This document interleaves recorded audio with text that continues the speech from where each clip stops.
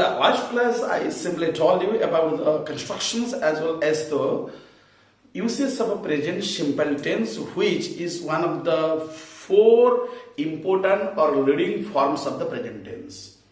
Present simple as well as the various types of uses of the present simple. So far as the uses of present simple are concerned, in the previous class I told you the uses of the present simple, particularly through the general truth, scientific fact and habitual actions. Now I will explain the present simple. Through the rest of the rules. Rest of the rules means, please come down to the rule number 4 on the use of a present simple, which is the first form of the present tense.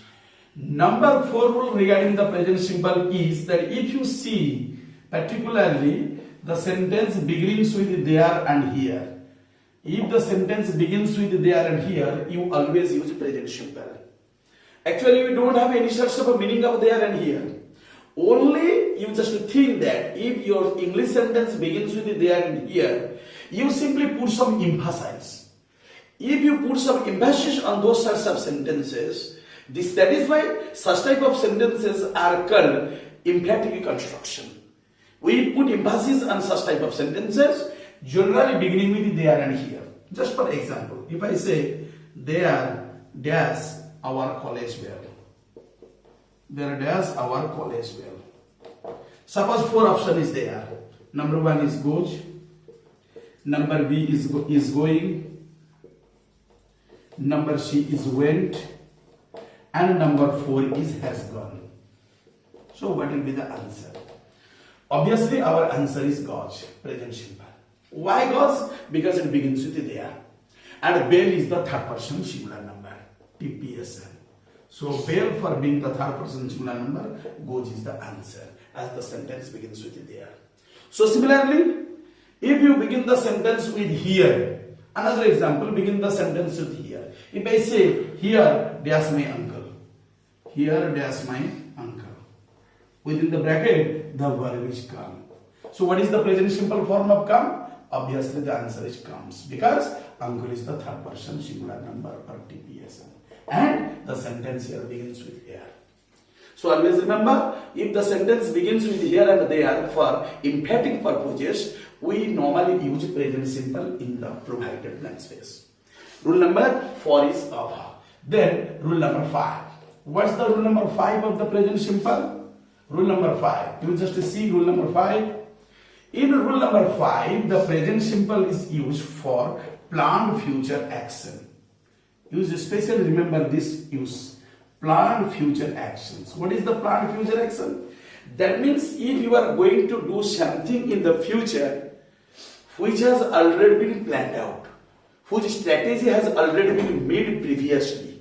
So on the basis of the planned future action, you have to use present simple. Example, suppose if I say the CM means Chief Minister, dash to our town tomorrow. So tomorrow indicating future time. And Chief Minister coming to your town is already planned. So the present simple is comes. The Chief Minister comes to our town tomorrow. So comes is the present simple and Chief Minister is the TPSN. And the entire sentence refers to planned future action. Similarly, if you can say the next World Cup, it is the plan, the next World Cup, capital W, capital C. The next World Cup dash in 2023. So the organizations of the World Cup in 2023 has already been planned out by the ICC, International Cricket Council. So what will be the answer? Suppose within the bracket we have the question stat. So what is the present simple of stat? The answer is stats. Why S is added? Because cop is the third person singular number, TPSN. You obviously forget about your one and the next. You simply put your focus particularly on the noun or the pronoun. If the noun and pronoun is in third person singular number, you have to add S. If you don't find any source of noun or pronoun in third person singular number, you have to simply drop s or es to make it present simple. So for planned future action, use present simple. Rule number 4 is over. Then rule number 5 is over. Then proceed on to the next one or jump on to the next one. That is rule number 6. In rule number 6, you just said commentary. What do you mean by commentary? Actually, the word commentary is a noun that comes from the word comment. If you comment on somebody else or something else, it is your commentary. Commentary means particularly we give a commentary on sports and games.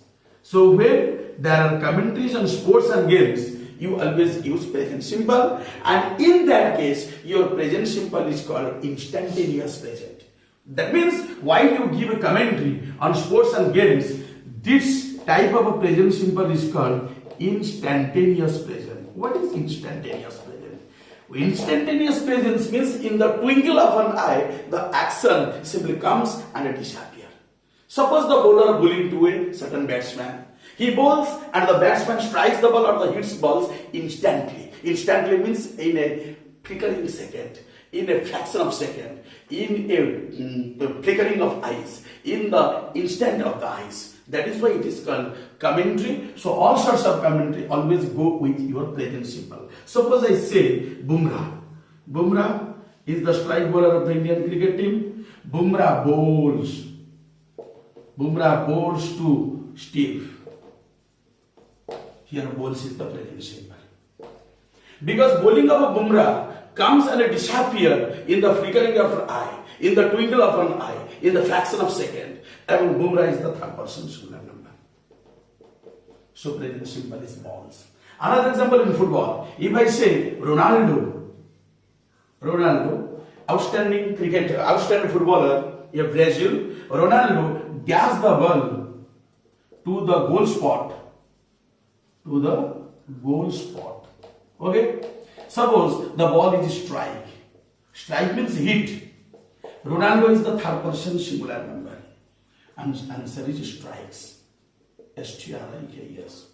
Because striking the ball to the goal spot happens so suddenly, so immediately that it is all about the instantaneous present. So instantaneous present means it is all about your sports and games when something comes and goes in the flickering of eyes. For the instantaneous present, some games, some sports, use present simple for third person singular number. But always use in commentary. Generally, our noun and the pronoun stand for the third person singular number. You have to add only s or es to make your present simple for commentary. So for commentary, our example number 6 is over. Then you proceed on to the next one. That is rule number 7. In rule number 7, also you have the present simple. That is rule number 7. In rule number 7, you simply say, suppose the tricks. Who perform the tricks? Who displays the tricks? The tricks displayed by magicians. The trick displayed by conjurer. So when a conjurer or magician shows some tricks, in case of the performance or in case of the display of the tricks, you use present simple. Example, if I say the magician dash the head of the girl, dash the head of the girl in two. In two means in two parts. Okay? Within the bracket, the verb is chop. What is the meaning of chop? Chop means cut. C-U-T cut. But you can use cut, rather you use chop, because chop is used when you simply cut at the side some body organs or some body parts. Similarly, it is all about the magic show. It is all about the show being displayed by the conjurer or the magician, and the magician is in repetition. Third person singular number. Obviously, S should be used. So the answer is chops. The magician chops the head of the goal into two. So in all cases of the tricks being displayed or the sword of the performed by the magician or the conjurer, you simply put your focus that you use present simple in the provided blank space. Your present simple, particularly on the rule number 3, is over regarding tricks being displayed by magician and the conjurer. Another rule is there. Rule number that is called 8. It is the rule number 8. What type of rule is there for present simple in the rule number 8? Remember that certain verbs These are called verbs of perception. What is the perception? Perception means which we perceive. Perception. Perception means what we perceive or what we receive. We perceive or receive through our body organs. Body organ means, suppose your eye. What does your eye do? Eye do the work of see. So from eye is the body organ that does the work of seeing. Similarly, you have another skin. Skin is the body organ and it does the work of feeling. Another is the tongue. Tongue is the body organ that does the work of taste. Another is the lip. Lip. So from eye the verb is see. From skin the verb is feel. From the tongue the verb is taste. Another ear. E-A-R. From the body organ ear we hear something. It's ear, hear something. So from eye it is see, from ear it is hear, from skin it is feel, and from tongue it is taste, and from nose we smell. So these 5 important verbs come from the 5 important body organs. That is why these verbs are called verbs of perception, because we perceive something through our body organs or ears. Perception means the act of perceiving or the act of taking or the act of receiving. So when you find such type of verbs of perception, you normally use present simple. Just generally we dance with our eyes. With our eyes. Suppose your option is are seeing. Number B, simply see. Number C, have seen. Number 4, saw. So for body organs and the work related to those body organs, we use present simple. Our present simple is she, S-E-E. Never use are seen or have seen or saw. Rather use see, because we see with our eyes. Eyes are the body organ and see is the verb of perception. Similarly, if you say honey dash sweet, normally most of the students they commit errors, because if I say honey dash sweet, answer is obviously tastes. Why taste? Because honey is a third person singular number. Why can tasting should be used? Why can easy tasting should be used? Because it is the character of the honey. It is the quality of the honey to offer sweetness. So when some natural quality is there, don't use progressive form or ing. Rather use present simple, because it is the quality of the honey that offers sweetness. So here taste should be used for honey being in the third person singular number. So rule number 8 is over for third person. Rule number 8 is over on for present simple tense. So you please focus on these important rules of the present simple. Rule number 8. Another rule is rule number 9. What is the rule number 9? Rule number 9, the use of a present simple is there on if clause. What is the if clause? That is the clause that begins with if. In the if clause, and this is called the MC or IC, main clause or independent clause. Main clause or independent clause means this clause denotes its own meaning without depending upon the other clause. This other clause is called the if clause because it begins with if. Okay? So for truth, if there is a truth, you don't mind whatever truth is there. It could be your scientific truth, it could be your habitual truth, it could be your general truth or the general action. If for any source of truth, in the if clause, please use present simple. In the main clause, also use present simple.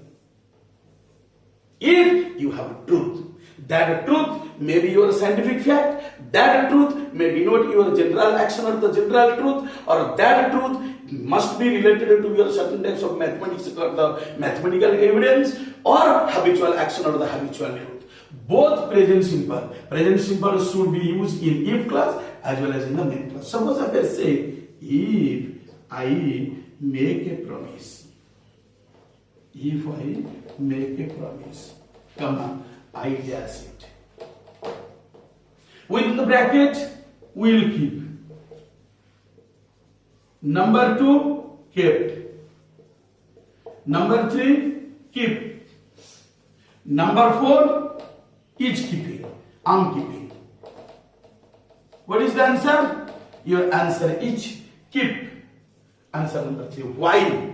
Because this is all about the habitual action or HA. Habitual action. The entire complex sentence refers to habitual action. So for the habitual action, here make is the present simple. So similarly, keep is the present simple. Both are in the present simple for habitual action. So when there is habitual action, you have to use present simple in both if clause as well as the main clause. Suppose some scientific fact is there. What scientific fact? If you pour oil, P-O-U-R, if you pour oil on water, it dash. It dash. What will be the answer? So pour is the present simple. So answer is floats. F-L-O-A-T-S. Why? Floats is also present simple.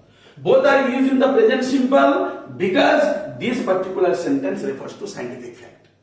So as it refers to scientific fact, both in the if clause and in the main clause, we have used present simple. Pour is the present simple and floats is the present simple. So rule number 9 is already over on the use of present simple. Rule number 9 is over. Then last rule of the present simple, you just see this rule very carefully. This is the last rule of the present simple. Last rule of the present simple means also in the if clause. What is the if clause? In the if clause, use present simple. In the main clause or independent clause, use will or shall plus main verb. This is the rule. In the if clause, use present simple. In the main clause or independent clause, use will plus main verb. And the rule is future possibility. So when something is possible in the future, this is not all about the truth. Rather, it is possible in the future. So for future possibility, your if clause will take present simple and main clause will take either will plus main verb or shall plus main verb. Example, we will visit the Sun Temple. We will visit the Sun Temple if we dash to Konark. Konark is in Puri. It is a famous block of Puri, famous for the world famous Sun Temple. We will visit the Sun Temple. So we will visit. This is refers to your possibility. We will visit. That means there is the possibility of visiting the Sun Temple, provided we dash to Konark. Provided we go to Konark. Not are going. Not when. Not have gone. Rather go. Because go is the present simple. So you just find this particularly in the rule. In the if clause, we have used present simple. In the main clause, we have used will plus main verb. That means it is all about the future possibility. For future possibility, present simple in the if clause or will or shall plus main verb in the main clause. So here I gave you just 10 important uses of the present simple. In the last class, I gave you 3 important uses. In the today's class, I just gave you rest 7 important rules of the use of the present simple. I do hope that you will remember these types of rules, present simple rather sincerely, which will help you to prepare yourself rather extensively or vigorously for your competitive examinations. In the next class, you just wait for the construction as well as the use of the present progressive tense in a row. Till then, have a good day. Goodbye.